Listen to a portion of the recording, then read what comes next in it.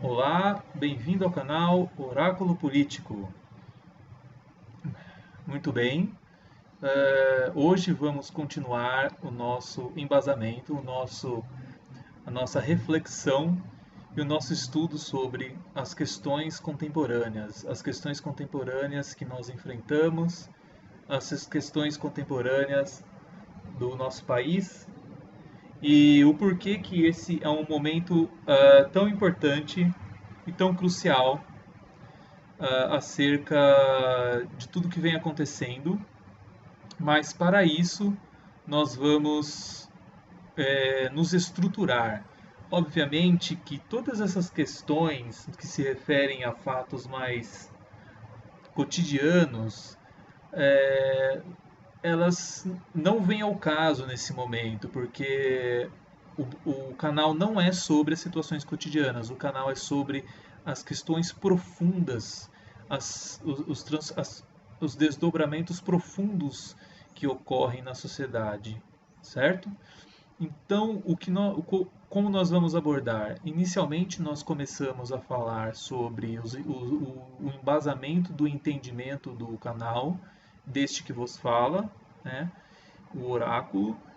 Obviamente, não preciso, obviamente que é extremamente importante que vocês assistam ao vídeo 1 de apresentação, que diz sobre o que é essa máscara, o porquê disso tudo, né?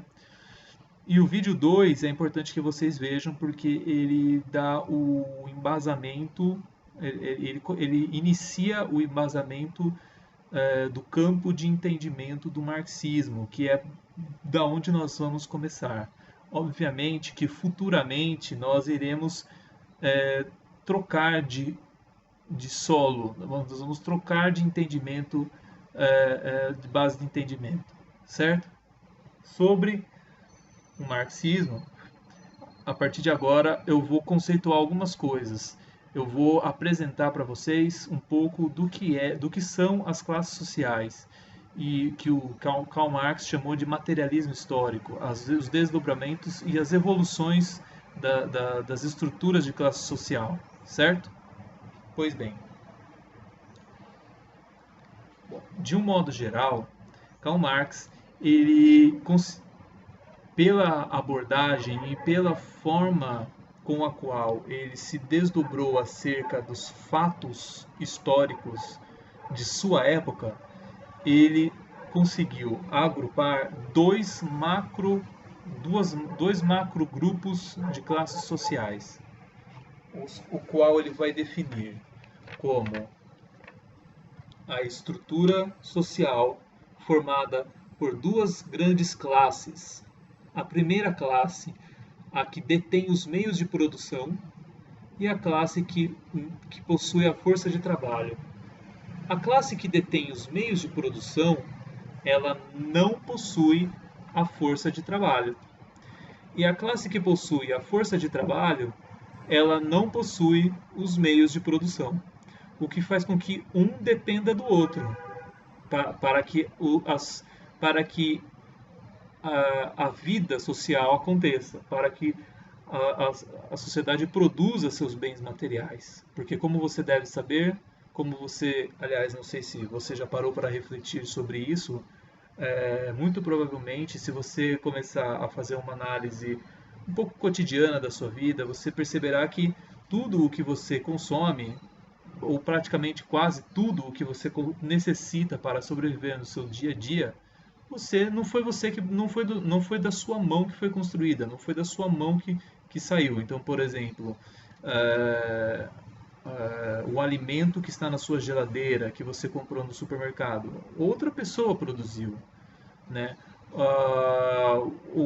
Qualquer eletrodoméstico, móvel, ou até mesmo a casa a qual você mora, a residência a qual você mora, nada saiu exclusivamente da sua mão. Muito provavelmente. Por quê? Porque nós, os Homo sapiens, somos uma espécie social, uma espécie que depende, em qual os indivíduos dependem entre si para sobreviver. Voltando nesse quadro aqui, o que nós podemos perceber é o seguinte: como Karl Marx descobriu, essa foi uma descoberta, né? O que acontece? Karl Marx ele vai conseguir encontrar ao abstrair,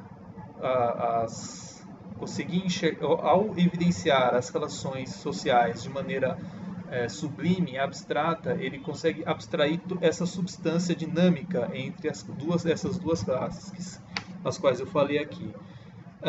No entanto, a forma com a qual eu descrevi essas duas classes, ela dá um entendimento de que as duas dependem uma da outra, mas não é tão simples. O que acontece é o seguinte: apesar de ambas dependerem uma da outra, é a classe dominante que dita as regras e que vai ditar a forma de exploração. Eu coloquei esse F aqui, é a forma de exploração e por isso uma seta para baixo. O que significa isso? Significa o quê? Que é a classe dominante que vai determinar a forma de exploração da classe que é dominada, certo? Em função disso, inicia-se a trajetória da história. É um trajeto histórico o qual nós vamos estruturar o nosso entendimento, né, ao longo dos vídeos do oráculo. Né? Por que eu digo isso? Porque é extremamente importante que nós tenhamos uma base de entendimento na hora de demonstrar as elucubrações e as reflexões que vão ser desvendadas ao longo dos vídeos. Né? Haverão muito mais vídeos, haverão vídeos que vão falar sobre mais detalhadamente dos desdobramentos sociais do território brasileiro, né? E também de outros, do que for mais conveniente, óbvio que do Brasil, porque nós somos brasileiros, evidentemente. Bom, a partir desse ponto, ao estruturarmos a linha de trajetória da luta de classes, ou o que Karl Marx vai chamar de materialismo histórico, nós podemos pontuar três grandes momentos aí das relações sociais. O primeiro deles é a relação social, que a primeira forma de estruturação da sociedade, evidentemente não a primeira, porque existiram modos de produção primitivos, modos de produção tribais, modos de produção indígenas, que fazem parte do embrião aí da sociedade, que nós não vamos entrar nesse ponto nesse vídeo. Então nós vamos partir aqui do modo de produção escravista, como sendo o primeiro gigantesco ciclo, né? Vamos pôr assim, né? Vamos partir desse ponto. O primeiro gigantesco ciclo da luta de classes da história da humanidade. Aqui o modo de produção escravista, né? E a forma de exploração deste modo de produção foi por meio da força, ou seja, por meio de guerras, por meio da porrada, né? Como se sabe, naquela época as civilizações elas guerreavam muito, né? A guerra fazia parte de uma prática, digamos assim, até mesmo cultural, até mesmo artística, até mesmo existia uma espécie de arte na guerra, uma espécie de drama na guerra que era muito, digamos assim, simbólico, né? E evidentemente que o grupo que perdia se tornava o escravo, né? O escravo, como dizia-se nessa época por alguns filósofos, né? Alguns filósofos que eram os homens livres, vale lembrar que a estrutura social dessa época era composta pelos homens livres, que detinham os meios de produção, e os escravos, que não possuíam os meios de produção e eram a força de trabalho. Os homens livres consideravam os escravos uma espécie de homem-ferramenta, ou seja, ele era um mero instrumento completamente ausente de alma, ou de subjetividade, ou de espiritualidade. Ele era uma mera ferramenta material. Nessa época, existia atividade comercial? Sim, existia alguma atividade comercial e, inclusive, os escravos eram tratados como mercadorias. Existia um mercado de escravos, né? Mas o que eu chamo de comércio horizontal aqui? Eu chamo de comércio horizontal um eixo horizontal no qual as trocas comerciais ocorriam entre dois homens livres no mesmo patamar de hierarquia, né? Por quê? porque verticalmente ainda predominava o modo de produção escravista, ou seja, uma dominação por meio da força, né? Nós vamos prosseguir aqui. Então, o segundo grande ciclo, que foi o desdobramento da crise do modo de produção escravista, surgiu e se consolidou como modo de produção feudal. A forma de exploração é por meio da crença, da palavra, da honra, né, de Deus, da religião. O que eu quero dizer com isso? Eu quero dizer o seguinte: na época da Idade Média, a forma de exploração, as relações sociais de produção, elas eram feitas por meio da palavra, da honra. Então existia o vassalo e o suzerano. O senhor feudal, que era o vassalo, ou geralmente, perdão, o senhor feudal, que era o suzerano, geralmente o rei de um feudo, o rei de um condado, ou um conde, ou um barão, e um servo, um vassalo, né? No caso, essa relação era por meio por meio da troca. O servo oferecia a sua força de trabalho em troca de viver no feudo, em troca de fazer parte daquele feudo, de cuidar daquela terra, de arar a terra e de obter os seus bens de sobrevivência ali mesmo no feudo. Nesse caso, nós temos o quê? Uma civilização que se estruturou no meio rural. Os feudos eles eram rurais. Houve um êxodo das cidades clássicas romanas e outras, né? E houve praticamente um anulamento da atividade comercial, sendo que ao final da Idade Média, bem ali no limite, já na transição com a sociedade capitalista, começou a surgir o que Karl Marx chama de a acumulação primitiva do capital, ou seja, um processo de acumulação de riquezas que vai servir de estopim e de início da formação de uma nova classe social, que era a burguesia, né? No caso, a gente entra então no terceiro ciclo, no terceiro grande ciclo aí, desse nosso vídeo. Evidentemente que existem outros, mas nós vamos nos pautar de uma forma geral a partir desses, que são os que estruturam, né, a civilização ocidental, a qual nós fazemos parte. E no modo de produção capitalista, a forma de exploração ela é por meio da compra, por meio do dinheiro, por meio de um comércio, do que eu chamo de comércio vertical. O que é esse comércio vertical? Se enquanto no escravismo o homem livre dominava por meio da força o escravo, no modo de produção capitalista, o proletário ele vai vender a sua força de trabalho em troca de uma quantia de dinheiro, que seria o quê? O salário. Não deixa de ser o quê?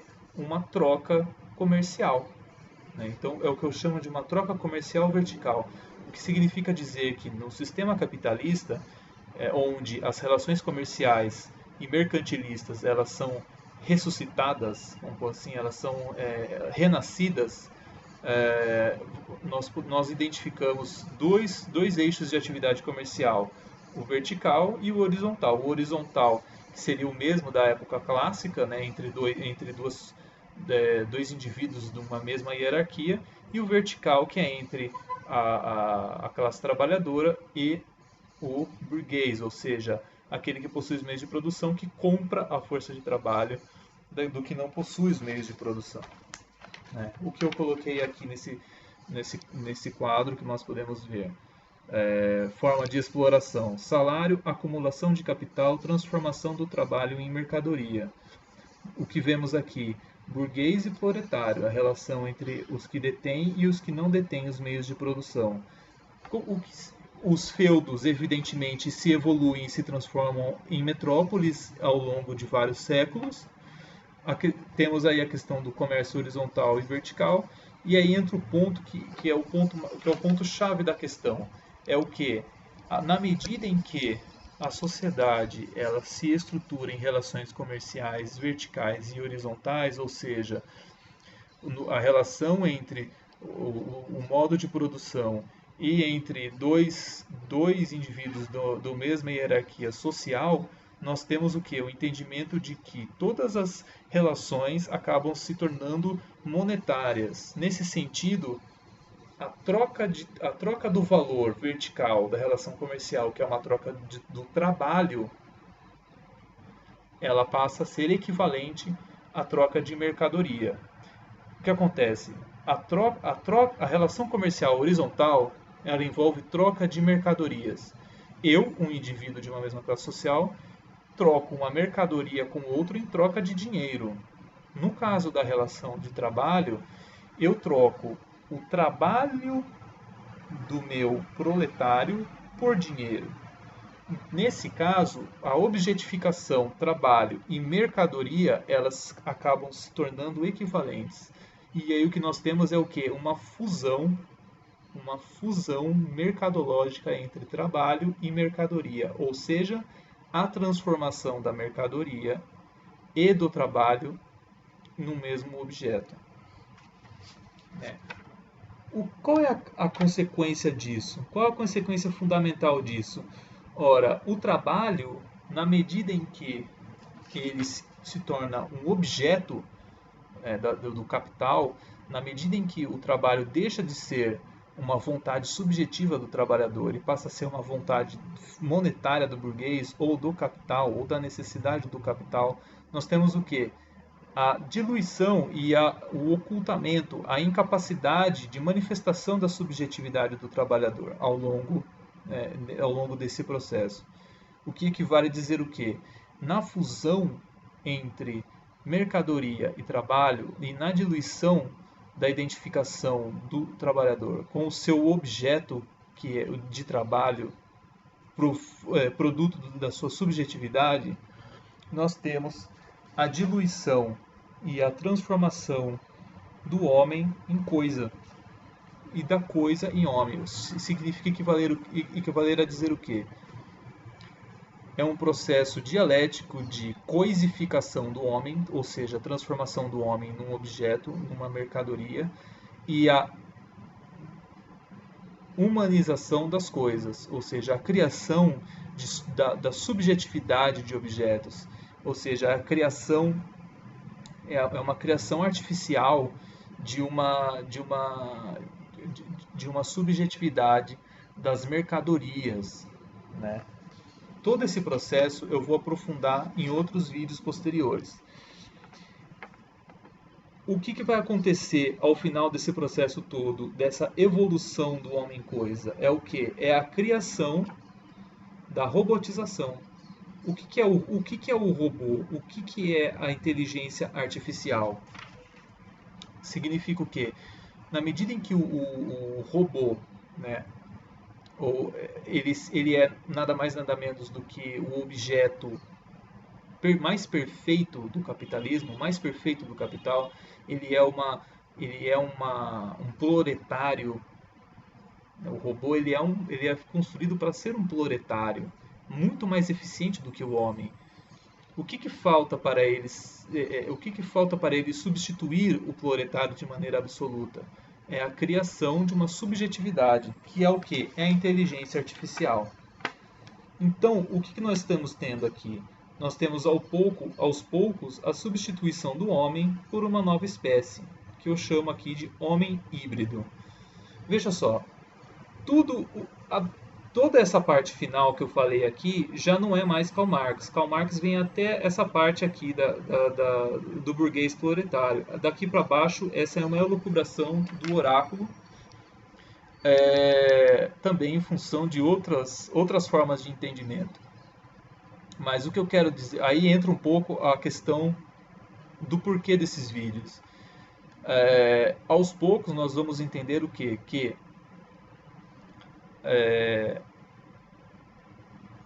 o capital ele vai transformar, por meio das suas capacidades tecnológicas, ele vai moldar a espécie humana, no sentido de torná-la mais eficiente.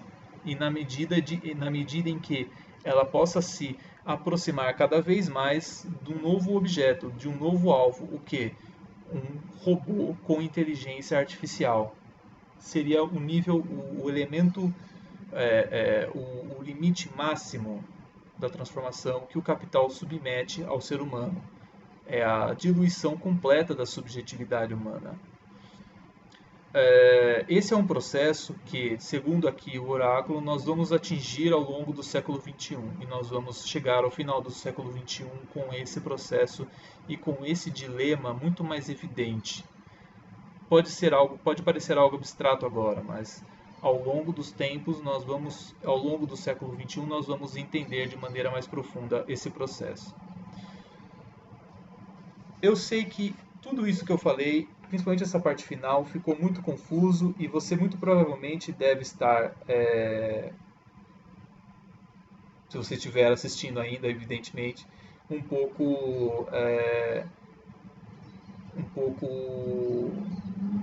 digamos assim, chocado ou evidentemente sem entender o que foi falado aqui, mas isso será devidamente estruturado ao longo dos vídeos. Até o próximo vídeo. Muito obrigado. Até.